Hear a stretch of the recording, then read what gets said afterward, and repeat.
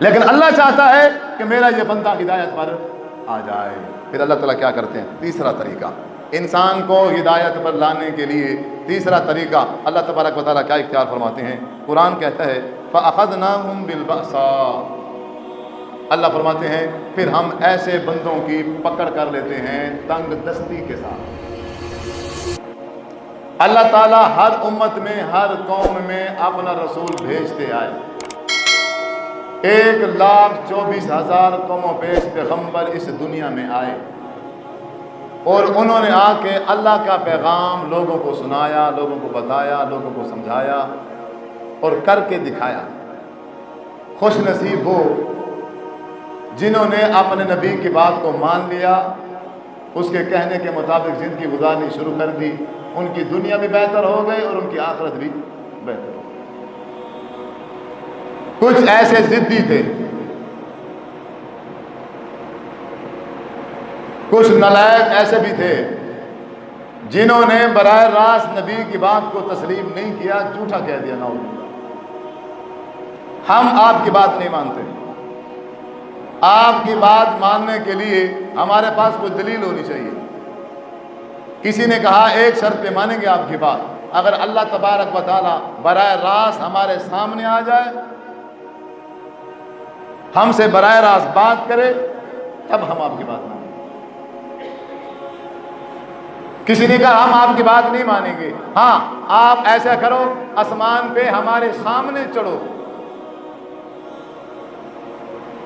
ہمارے سامنے آسمان پہ چڑھو اور وہاں سے کتاب لے کے آؤ، پھر ہم آپ کی بات مانیں گے۔ کسی نے کہا کہ آپ اپنی نشانی کے طور پہ کوئی معجزہ دکھاؤ، اونٹنی لے آؤ، وہ نبی اونٹنی لے آئے، چاند توڑ کے دکھاؤ، حضور نے انگلی کا اشارہ کیا، چاند کے 2 ٹکڑے کر دیے۔ اللہ کے نبی کی بات ماننے کے لیے انسانوں نے طرح طرح کے مطالبات کیے، انبیاء نے ان کے مطالبات کو پورا کیا اللہ کے حکم سے، اللہ کے فضل سے۔ لیکن جو ضدی ہیں، جن کے دل میں بغض ہے، جن کے دل میں اللہ پر دشمنی ہے، ہدایت نام کی کوئی چیز نہیں ہے، وہ تمام معجزات دیکھنے کے باوجود بھی انہوں نے اپنے نبی کی بات نہیں۔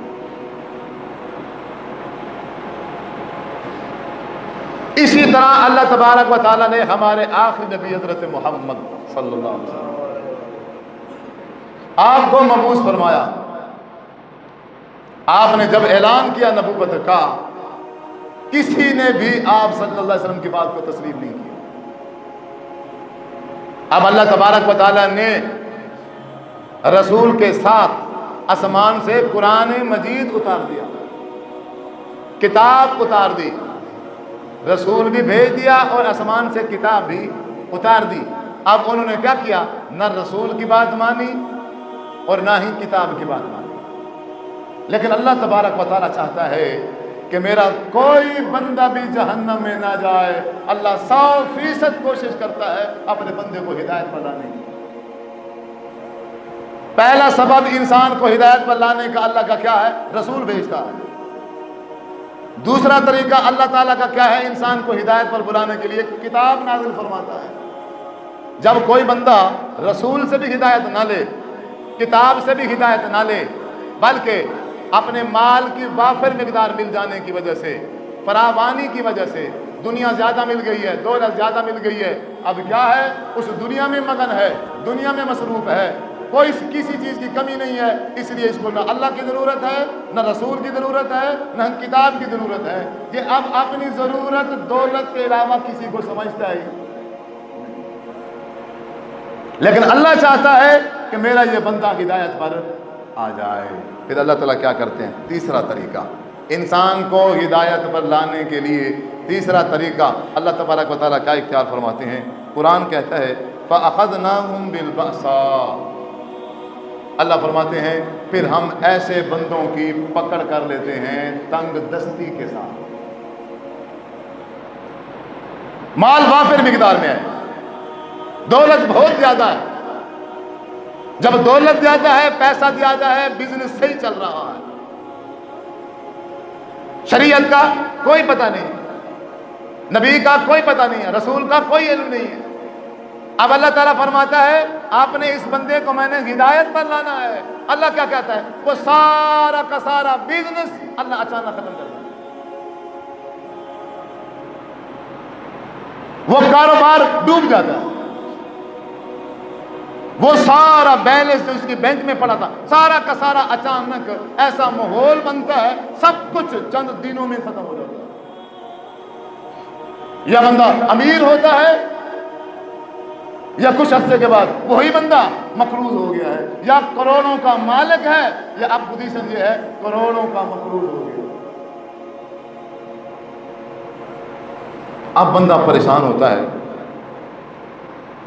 جب قرضہ سر پہ چڑھ جاتا ہے اب یہ پریشان ہے، اب یہ کیا کرتا ہے؟ اب یہ مجھے فون کرے گا، میرا دوست ہے مجھے کال کرے گا، اسے پتا ہے میں نے اس کے اوپر بڑے بڑے احسانات کیے ہیں، میں نے اس کو فلاں موقع پہ پیسہ دیا، میں نے اس کے ساتھ یہ کیا وہ کیا فلاں کیا، اب مجھے کال کرے گا۔ اب صورت یہ نکلے گی میں نے کہا بھائی میرے پاس کچھ بھی نہیں ہے، میں نے جواب دے دیا، دوسرے دوست اس نے بھی جواب دے دیا، تیسرے نے بھی جواب دے دیا، جتنے اس کے جاننے والے تھے جہاں جہاں سے اس کو امید تھی اس نے پوری کوشش کی، پر کسی انسان نے بھی اس کا ساتھ نہیں دیا۔ رشتہ داروں کی طرف آ گیا، کوئی بہن کوئی بھائی کوئی ماموں اور چاچو ایسا نہیں ہے جو اس مشکل گھڑی میں اس کا ساتھ دے۔ آپ یوں سمجھیں اگر 100 دروازے ہیں انسان کے پاس اس مشکل سے نکلنے کے لیے تو اللہ تبارک و تعالیٰ نے ان 100 دروازوں میں سے 99 دروازے بند کر دیے، صرف ایک دروازہ کھلا ہوا ہے۔ وہ ایک دروازہ بھی کون سا ہے؟ حرام کا، سود کا، بینک سے پیسے لینے کا یا جائز کیش کے ذریعے سے 50,000 لینے کا۔ وہ ایک دروازہ کھلا ہے، وہ دروازہ بھی وہ ہے جو اللہ اور اس کے رسول کے ساتھ دشمنی کرنے والا، باقی سارے دروازے بند۔ لیکن یہ انسان ایک لمحے کے لیے یہ نہیں سوچتا کہ یہ اچانک میرے ساتھ کیا ہوا ہے۔ ٹھیک ہے بزنس بیٹھ جاتا ہے، کاروبار میں نقصان بھی ہو جاتا ہے، سمجھ آتی ہے؟ کاروبار میں نقصان ہو جانا، بزنس کا بیٹھ جانا، پیسوں کا اچانک ختم ہو کے اوپر چڑھ جانا، بندہ مقروض ہو جائے، سب سمجھ آتا ہے۔ لیکن یہ بات سمجھ سے باہر ہے کہ ایک ہی گھڑی میں سارے جتنے جاننے والے ہیں سارے چھوڑ جائیں، سارے رشتہ دار دور ہو جائیں اور کوئی بندہ بھی ساتھ نہ دے، جہاں سے انسان مرضی کوشش کرے وہاں سے خالی آ جائے۔ یہ کیا ہے؟ وہ انسان نہیں سمجھتا کہ یہ سارا ماحول، یہ ساری پوزیشن اور صورتحال جو میرے ساتھ بن گئی ہے یہ کس نے بنائی ہے؟ یہ اللہ تبارک و تعالیٰ نے بنائی ہے۔ یہ بنی کیوں ہے؟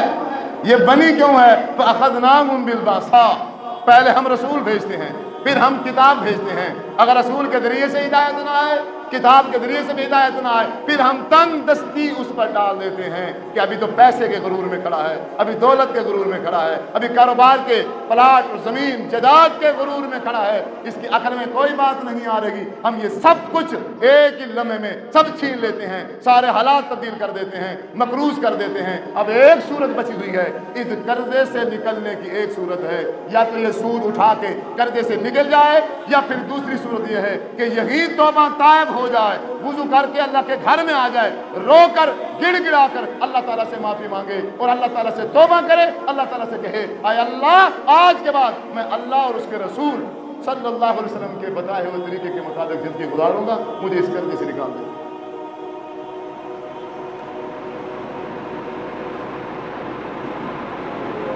اللہ نکالتا ہے۔ بظاہر کوئی پوزیشن مجھے نظر نہیں آ رہی اور انسان مایوس ہو جاتا ہے، تنگ ہو جاتا ہے، آخر ہار جاتا ہے۔ انسان ہے کہ کوئی ایسا انسان ہی نہیں ہے جاننے والا یا نہ جاننے والا جو اس مشکل گھڑی میں میرا ساتھ دے، کوئی بھی نہیں ہے۔ دعا کرو سب کو، اگر اس کے نصیب میں ہدایت ہے تو یہ اللہ نے اس کو چوٹ لگائی ہے، اب اس گھڑی میں اس موڑ میں سنبھل جا تو لیکن انسان بے وقوف ہے، وہ پھر بھی نہیں سمجھتا، پھر وہ کیا کرتا ہے، پھر وہی قرضہ اٹھاتا ہے سود پہ، پھر وہی سود پہ پیسے اٹھا کے اللہ اور اس کے رسول کے ساتھ جنگ کا اعلان کر دیتا ہے۔ پھر وہ ایک سود اٹھایا، قرضہ اتارا، قرضہ اٹھا کے قرضہ اتارا، اس سے بڑا بے وقوف کون ہے؟ بس قرضہ اٹھا کے بھی قرضہ کوئی اتارتا ہے۔ اچھا یہ قرضہ بھی وہ ہے، مجھے علم ہے کہ میری پوزیشن نہیں ہے اس کو اتارنے کی، یہ تو بڑھتا جائے گا، یہ تو وقت کے ساتھ اضافہ ہوتا جائے گا اس کے اندر۔ اب حقیقت کیا ہوتی ہے کہ قرضہ اتر جاتا ہے، جو وہ سود ہے اصل ختم ہو گیا، اب یہ سود ساری زندگی یہ نہیں اتار سکتا۔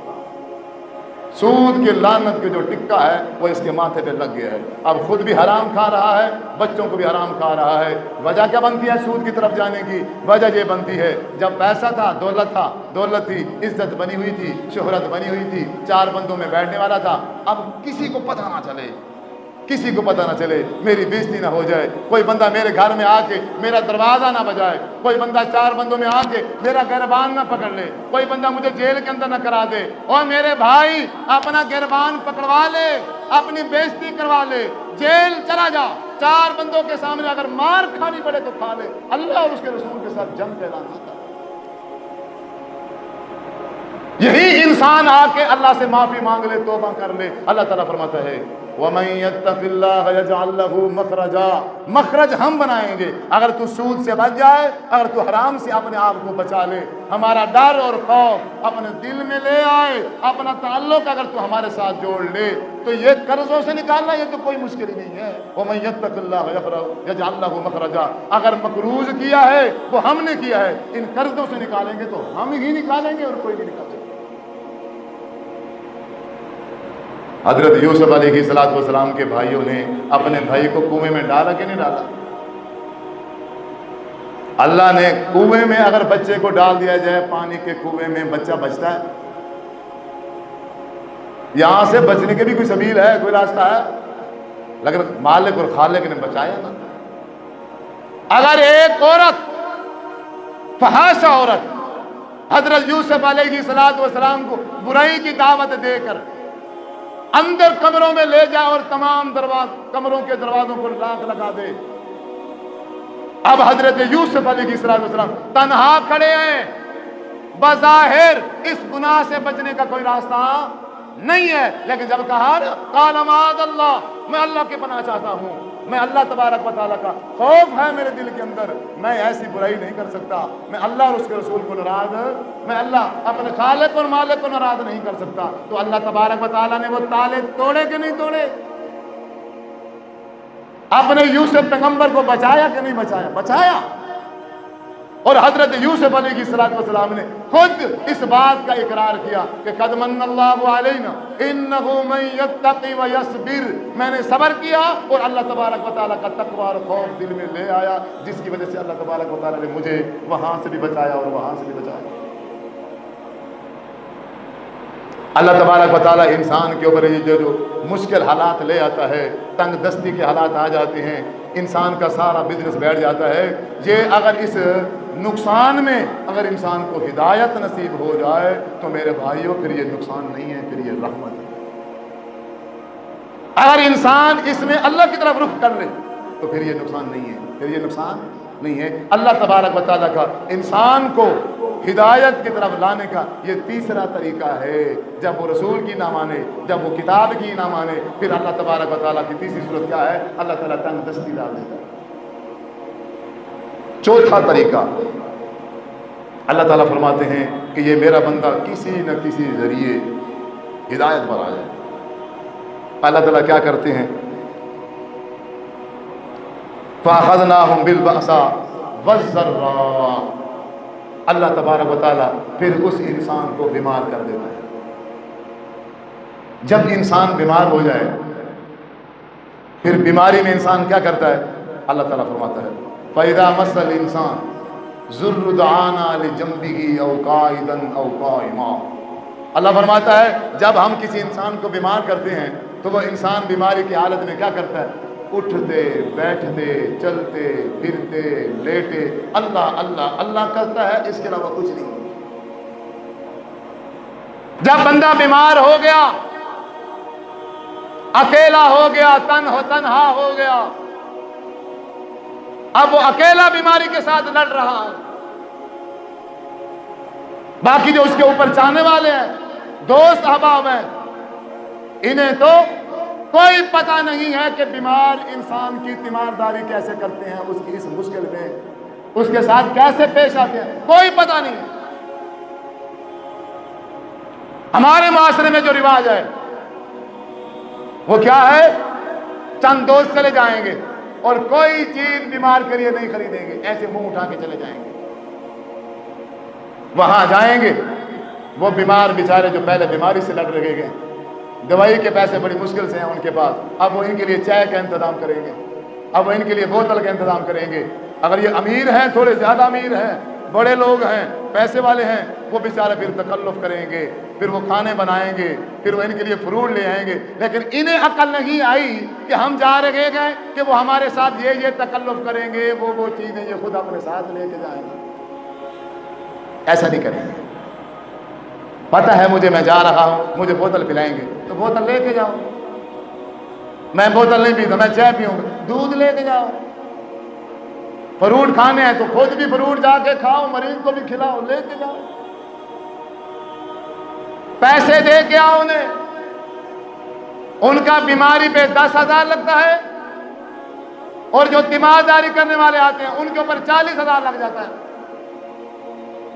یہ حال ہے ہمارے مسلمانوں کا، کچھ بھی نہیں سیکھا ہم نے آج تک، اور پھر جب وہاں مریض کے پاس چلے جائیں گے پھر کیا کریں گے؟ کیا ہوا ہے آپ کو؟ مجھے تو فلاں بیماری ہے، یہی بیماری تو تھی ہمارے انکل کو، ہمارے خالو کو، وہ تو نہیں بچا، وہ تو نہیں بچا، یعنی تم اب تک سانس کیوں لے رہے ہو؟ یہ تو بڑی خطرناک بیماری ہے بھائی، اس میں بندہ نہیں بچتا، اس میں تقریباً کوئی 99% بندے مر جاتے ہیں، کوئی اللہ ماشاء اللہ ایک آدھ بچے تو بچے۔ اب ڈاکٹروں نے اس کو یہ بیماری نہیں بتائی تھی، بھائی مریض ہے کہیں ٹینشن نہ لے جائے، بیمار نہ ہو جائے مزید، ڈاکٹروں نے اس کو نہیں بتایا، وارثوں کو بتایا تھا، اور وارث ایسے نالائق کہ انہوں نے ہر آتے ہوئے بندے کو پہلے وہی خبر دی۔ اب اس سے سن کے اب وہ مریض کے پاس بیٹھے ہیں، مریض کو ساری پوزیشن بتا رہے گئے، فلاں بھی نہیں بچا، فلاں بھی نہیں بچا، فلاں بھی نہیں بچا، لہذا ہم تم بچنے والے نہیں۔ بھائی پوچھنے گئے ہو، مارنے گئے ہو، اس کو تسلی دی ہے میرے نبی نے۔ آپ صلی اللہ علیہ وسلم نے جب بیمار کی تیمارداری کی تو آپ نے کہا لا بأس طہور انشاءاللہ، اے نوجوان کوئی مسئلہ نہیں ہے، لا بأس طہور انشاءاللہ، ٹینشن نہ لو، بے فکر ہو جاؤ، انشاءاللہ یہ بیماری تمہارے سارے کے سارے گناہ صاف کر دے گی، ٹھیک ہو جاؤ گے، تم تندرست ہو جاؤ گے۔ بابا جی آپ کیوں پریشان ہو رہے؟ یہ تو کچھ بھی نہیں ہے، یہ کہ بیماری ہے، یہ کچھ بھی نہیں ہے، بس ٹھنڈا کھاؤ، فلاں کھاؤ، بالکل ٹھیک ہو جاؤ گے۔ فلاں بھی ٹھیک ہو گیا تھا، فلاں بھی ٹھیک ہو گیا تھا، اس کو بھی یہی تکلیف تھی، اس نے علاج کیا تھا، چند دنوں کے بعد وہ ٹھیک ہو گیا۔ ایسا نہیں کہیں گے، اسے تسلی نہیں دیں گے، اسے ماریں گے۔ اور اللہ تبارک و تعالیٰ نے اپنے اس بندے کو بیمار اس لیے کیا ہے، اے میرے بندے، جس پیسے کے گھمنڈ پہ تو گھوم رہا ہے، جس صحت کے گھمنڈ پہ تو بندے کو بندہ نہیں سمجھتا، قرآن اور حدیث سے تو نے منہ موڑ لیا ہے، اب بندے آ جا، اب بھی موقع ہے، جس طرح اب تو کہہ رہا ہے نا اے اللہ بس، وہ بیماری کی حالت میں اکثر کہتے ہیں ہو جاؤ مدرسے سے طالب علم بلا کے لے آؤ، ختم پڑھواؤ، قرآن مجید کی تلاوتیں کراؤ، ذکر کراؤ، تسبیحاں پڑھواؤ، میرے نام کی خیرات کرو، دعوتیں کرو، ساری کی ساری میری جائیداد میرے اوپر لگا دو، اللہ کے راہ پہ خرچ کر دو۔ اب تو رات دن ہی صرف یہی خیال ہے کہ اللہ اللہ اللہ، اور تم نماز پڑھا کرو۔ اب میں بھی جیسے اٹھوں گا نا، اب میں بھی نماز پڑھوں گا، اے اللہ اب میں کوئی نماز نہیں چھوڑوں گا، اب میں کوئی روزہ نہیں چھوڑوں گا، اب میں فلاں فلاں غلط کام نہیں کروں گا۔ اب یہ سارے وعدے کر رہا ہے بیماری کی حالت میں، اور جیسے ہی ٹھیک ہوتا ہے، جیسے ہی صحت مند ہوتا ہے، اللہ تعالیٰ فرماتا ہے کہ علم یدعونا الی ضر مسا، پھر اس کی پوزیشن ایسی ہو جاتی ہے جیسے یہ ہمیں جانتا ہی نہیں ہے، جیسے اس نے کبھی ہمیں پکارا ہی نہ ہو، تو کون اور میں کون۔ اللہ تبارک و تعالی انسان کو بیمار کر کے کیا دینا چاہتا ہے؟ ہدایت۔ کیا دینا چاہتا ہے؟ ہدایت۔ اپنے قریب کرنا چاہتا ہے اللہ تعالیٰ۔ اور حضور صلی اللہ علیہ وسلم نے فرمایا ہے اللہ تبارک و تعالیٰ انسان کو بیمار کر کے اس کے جو گناہ ہے اس کو گناہوں سے پاک کرنا چاہتا ہے۔ اللہ تبارک و تعالیٰ انسان کو بیمار کر کے کل قیامت کے دن اس کے لیے جو اللہ نے جنت میں درجات بنائے ہوئے ہیں اللہ تبارک و تعالیٰ اس کو وہ درجات عطا کرنا چاہتا ہے، اس لیے بیمار کرتا ہے۔ ایسا ہرگز نہیں ہے کہ فلاں بندے نے اس پر ظلم کیا، اس پر زیادتی کی ہے، اس پر زیادتی کی ہے، اب یہ اسی کی وجہ سے یہ بیمار ہو گیا ہے۔ ایسا نہیں ہے، ایسا ہرگز نہیں ہے۔ ایسا آپ سوچتے ہیں، ایسا میں سوچتا ہوں، شریعت میں ایسا نہیں ہے۔ شریعت میں کیا ہے؟ وہ خوش نصیب انسان ہے جس کو اللہ نے بیمار کر دیا ہے اور اس بیماری کی حالت میں وہ اللہ کے قریب ہو گیا ہے، گناہوں سے توبہ کر لی ہے، گناہوں سے معافی مانگ لی ہے، اور صحت مند ہونے کے بعد اب وہ ہدایت پر آ گیا ہے، صراط مستقیم پر آ گیا ہے۔ اب اس بندے کے لیے یہ بیماری نعمت ہے، اللہ کا فضل ہے اور اللہ کی رحمت ہے۔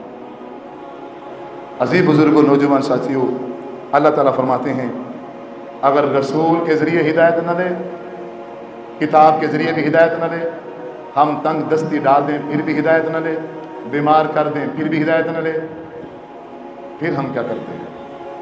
پھر اللہ فرماتا ہے فَلَمَّا نَسُوا مَا ذُكِّرُوا بِهِ فَتَحْنَا عَلَيْهِمْ أَبْوَابَ كُلِّ شَيْءٍ۔ پھر ہم کہتے ہیں جی بندے بتا اب تجھے کیا چاہیے؟ تجھے ہمارا قرب نہیں چاہیے، تجھے ہمارا دیدار نہیں چاہیے، تجھے جنت نہیں چاہیے، اب بتا تیری ساری کی ساری سوچ، تیری ساری کی ساری چاہت، تیری ساری کی ساری خواہش دنیا ہے، دنیا کا مال ہے، دنیا کا سامان ہے، اب بتا تجھے کیا چاہیے؟ اللہ تعالیٰ فرماتے ہیں فتحنا علیہم ابواب کل شیء، دنیا کے ہر چیز کے دروازے ہم اس کے لیے کھول دیں گے۔ دنیا کی ہر چیز دے دیتے ہیں لیکن پھر ہدایت نہیں دیتے ہم۔ دنیا کی ہر چیز دے دیتے ہیں پھر اپنے راستے میں خرچ کرنے کی میں اس بندے کو توفیق نہیں دیتا۔ دنیا کی ہر چیز دیتا ہوں، اپنے گھر میں داخل ہونے کے لیے میں اسے فرصت بھی نہیں دیتا، اتنا مصروف کر دیتا ہوں اس کو میں کہ اس کے بعد ٹائم ہی نہیں ہے، خود کھانے کے لیے ٹائم نہیں ہے، گھر میں کیسے؟ اللہ تعالیٰ فی طغیانہم یعمہون، ڈھیل دے دیتا ہے اللہ تعالیٰ اس کو، اللہ تعالیٰ اس کو چھوڑ دیتا ہے اس کی حالت پہ۔ اب اس بندے کی 100% خواہش دنیا کی ہے، دنیا کے مال کی ہے، دنیا کی خواہش ہے، دنیا کی چاہت ہے اس کے اندر، اللہ تعالیٰ اس کو دنیا عطا کر کے اپنی رحمت سے، اپنے فضل سے، اپنے آپ سے دور کر دیتا ہے۔ تو عزیز بزرگوں، نوجوان ساتھیوں، آپ سے صرف یہی گزارش ہے بھائی دنیا کو ہر چیز مت سمجھو۔ اگر آج پیسہ ہے، آج اگر دولت ہے، اس دولت کے ہوتے ہوئے بھی نماز کی طرف دھیان دو، قرآن کی طرف دھیان دو، اپنی آخرت کو بنانے کی طرف دھیان دیجئے۔ اور دولت اللہ نے دی ہے، پیسے دے دی اللہ تعالیٰ نے، پیسے کے ذریعے سے جنت کمائیے، دولت کے ذریعے سے اللہ کا قرب حاصل کیجئے، پیسے کے ذریعے سے رسول اللہ صلی اللہ علیہ وسلم کی محبت کو حاصل کیجئے، لوگوں کا دل جیتو اور آسانی اور سکون کے ساتھ دنیاوی زندگی گزار جاؤ۔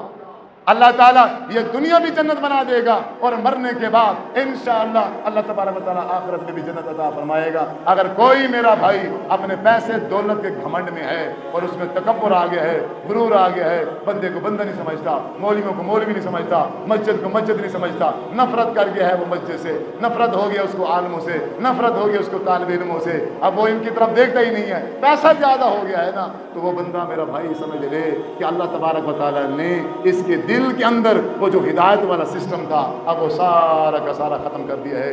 اب وہ محبت بھی چھین لی ہے اللہ تعالیٰ نے، وہ الفت بھی چھین لی ہے اللہ تعالیٰ نے، اب اس کے اندر بغض بھرا جائے گا، اب اس کے دل کے اندر نفرت بھری جائے گی، یہ اللہ کے راستے سے نفرت کرے گا، اللہ والوں سے نفرت کرے گا، اللہ کے گھر سے نفرت کرے گا، جہاں جہاں اللہ اور اس کے رسول کا تعلق آئے گا اس کو اچھا نہیں لگے گا، شیطان اچھا لگے گا، شیطان کا راستہ اچھا لگے گا۔ کیوں؟ اللہ تبارک و تعالیٰ نے ہدایت والی نعمت اس انسان سے چھین لی ہے، کوشش بڑی کی ہے اللہ تعالیٰ نے ہر پہلو سے، ہر ذریعے سے اس کو ہدایت پر لانے کی، لیکن یہ بندہ ایسا ہے یہ کسی لمحے میں بھی، کسی پہلو میں بھی اس نے ہدایت کو حاصل کرنے کی کوشش نہیں کی ہے۔ تو میرے بھائیوں، اللہ تعالیٰ سے دعا ہے اللہ رب العزت ہم سب کو صراط مستقیم پر چلنے کی توفیق عطا فرمائے، ہم سب کو اللہ تبارک و تعالیٰ ہدایت پر چلنے کی توفیق عطا فرمائے، ہم سب کو اللہ تبارک و تعالیٰ قرآن مجید کو ترجمے کے ساتھ پڑھنے کی توفیق عطا فرمائے۔ وآخر دعوانا ان الحمد للہ رب العالمین، آمین۔